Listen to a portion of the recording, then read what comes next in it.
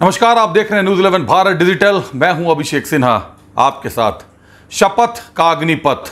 देश में तीसरी बार नरेंद्र मोदी प्रधानमंत्री पद की शपथ लेने जा रहे हैं, लेकिन इस शपथ को लेने के पहले उनको अग्निपथ पार करना है। अग्निपथ पार करने जैसे हालात बने हुए हैं। एक तरफ टीडीपी चंद्रबाबू नायडू को मनाना है, दूसरी तरफ जदयू के नीतीश कुमार, पलटू राम के नाम से मशहूर है नीतीश जी, कब कहां आ बैठेंगे, किस करवट जा बैठेंगे, कहना मुश्किल है।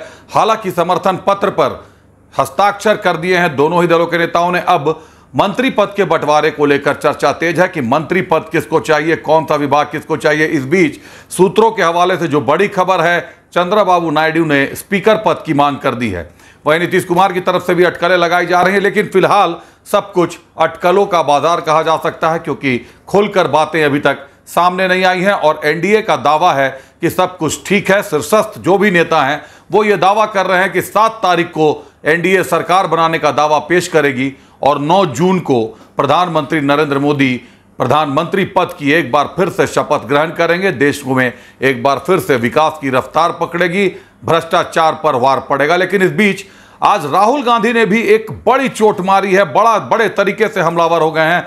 राहुल गांधी ने वायनाड और रायबरेली से करीब 3.5 लाख वोटों के ज्यादा अंतर से जीत हासिल की है। आज राहुल गांधी ने प्रेस कॉन्फ्रेंस की, उनके साथ जयराम रमेश थे और राहुल गांधी ने प्रेस कॉन्फ्रेंस कर यह खुलासा कर दिया कि शेयर बाजार में जो स्कैम हुआ है उसमें प्रधानमंत्री और गृह मंत्री का हाथ हो सकता है। इसकी जांच कराई जानी चाहिए। जेपीसी जांच की मांग कर दी है राहुल गांधी ने।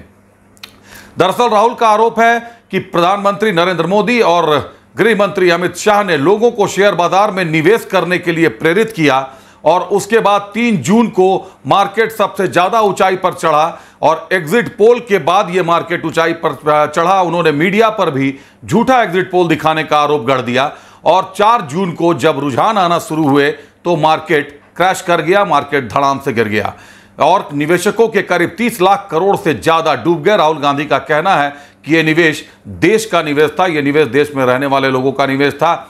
लेकिन एक बात जो सवाल के तौर पर खड़ी हो गई है, राहुल गांधी ने कहा है कि आईबी की रिपोर्ट थी प्रधानमंत्री को और भाजपा को, एनडीए को, कि 220 से 230 सीटें आ रही हैं। अगर यह रिपोर्ट आईबी की थी, सरकार की रिपोर्ट थी, खुफिया रिपोर्ट थी, तो यह रिपोर्ट राहुल गांधी के हाथ कैसे लग गई? अब यह भी सवाल सियासी गलियारे में खड़े हो रहे हैं कि अगर एग्जिट पोल का दावा झूठा था, 300 से 350, 350 से 400 सीटें नहीं आई, तो आईबी का दावा भी झूठा साबित हो गया कि आईबी ने 220-230 सीटें कही थी और 294-290 से ज्यादा सीटों पर एनडीए का कब्जा है। तो एक बड़ा सवाल वहां भी खड़ा हो गया है। दूसरी तरफ यह भी सवाल है कि अगर निवेशकों ने निवेश किया था और 3 जून को मार्केट अपने हाई पर था, तो निवेशक चाहते तो बाहर निकल सकते थे, बिकवाली आ सकती थी, अपना प्रॉफिट बुक कर सकते थे।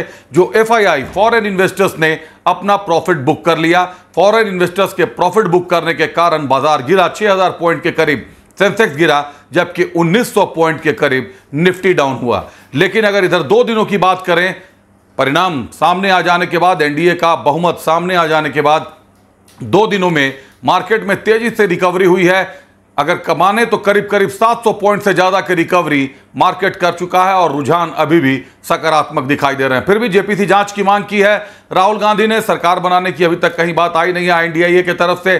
सीटों के बंटवारे को लेकर जरूर एनडीए में पेच हो सकता है, मंत्री पद की सीटों के बंटवारे को लेकर, लेकिन 4 सांसदों पर 1 मंत्री का फॉर्मूला आजमाया जा रहा है, अपनाया जा रहा है। इस तरीके के कयास बाजार में लगाए जा रहे हैं। होता क्या है यह 7 जून के बाद ही साफ हो पाएगा। 9 जून को प्रधानमंत्री नरेंद्र मोदी अगर शपथ ग्रहण करते हैं तो यह मान लिया जाएगा कि नरेंद्र मोदी ने एक बार फिर अग्निपथ पर विजय साबित की है।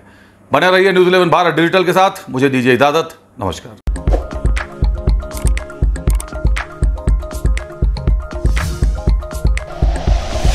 Like and share videos, subscribe करें हमारा चैनल और प्रेस करें बेल आइकॉन। न्यूज़ 11 भारत, सच है तो दिखेगा।